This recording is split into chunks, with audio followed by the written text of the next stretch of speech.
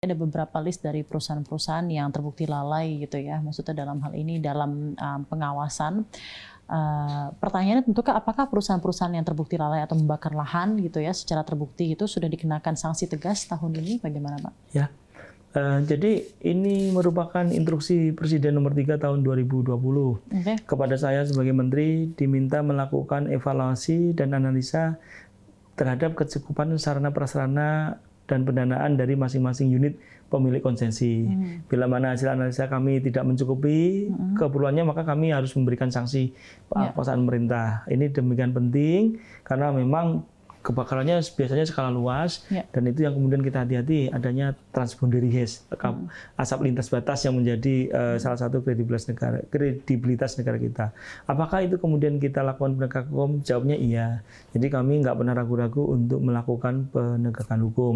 Sampai hari ini tercatat di kami, maka ingkrah dari pengadilan, jadi ingkrah itu sudah masuk ke MK di tahap akhir, MA di tahap akhir, itu tagihan kita kepada korporasi itu sejumlah lebih dari 18 triliun rupiah.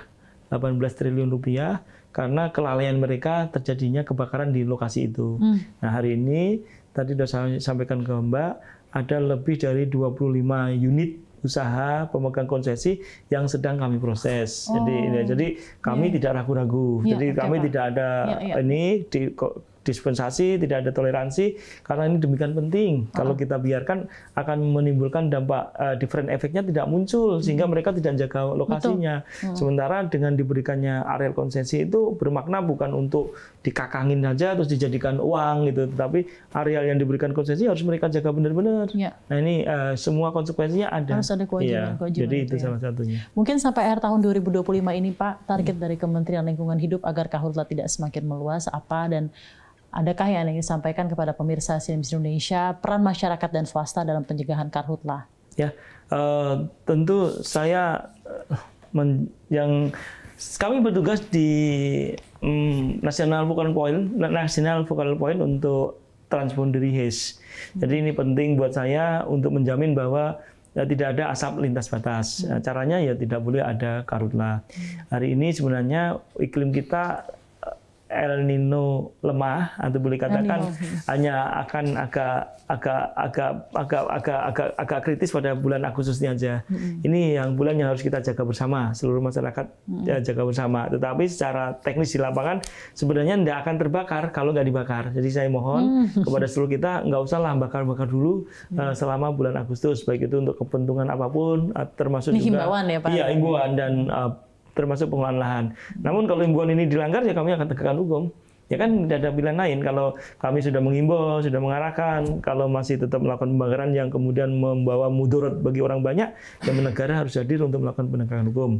Bapak Presiden sangat concern terkait dengan penegakan hukum, dan beliau minta secara langsung Menteri menyampaikan data laporan yang melakukan pelanggaran hukum di sisi karhutlah ini kepada beliau. Beliau akan monitor langsung proses ini. Gitu ya. Terakhir Pak, adakah ada target khusus dari pemerintah untuk meningkatkan penerapan ESG dari untuk Indonesia ke depan?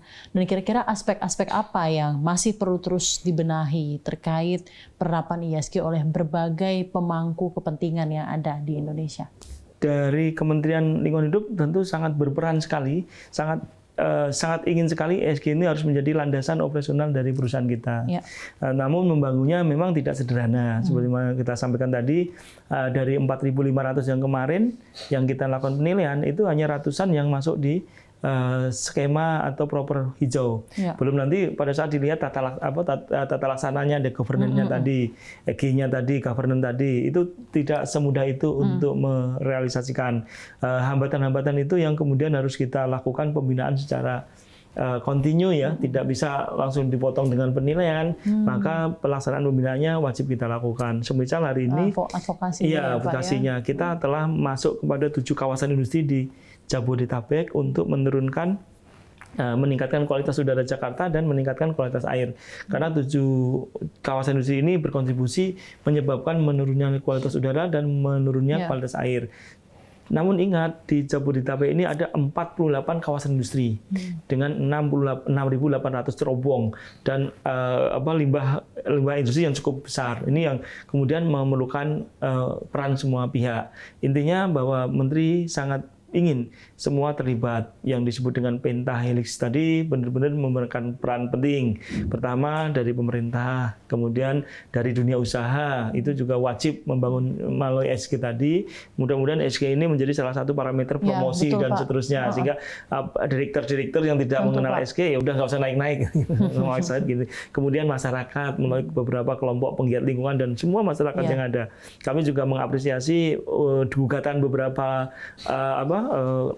masyarakat Jakarta yang menuntut kami untuk melakukan tindakan real dalam rangka melakukan penyehatan udara Jakarta. Mereka dimenangkan oleh pengadilan oleh Mahkamah Agung dan kami harus melaksanakan mandat Mahkamah Agung itu.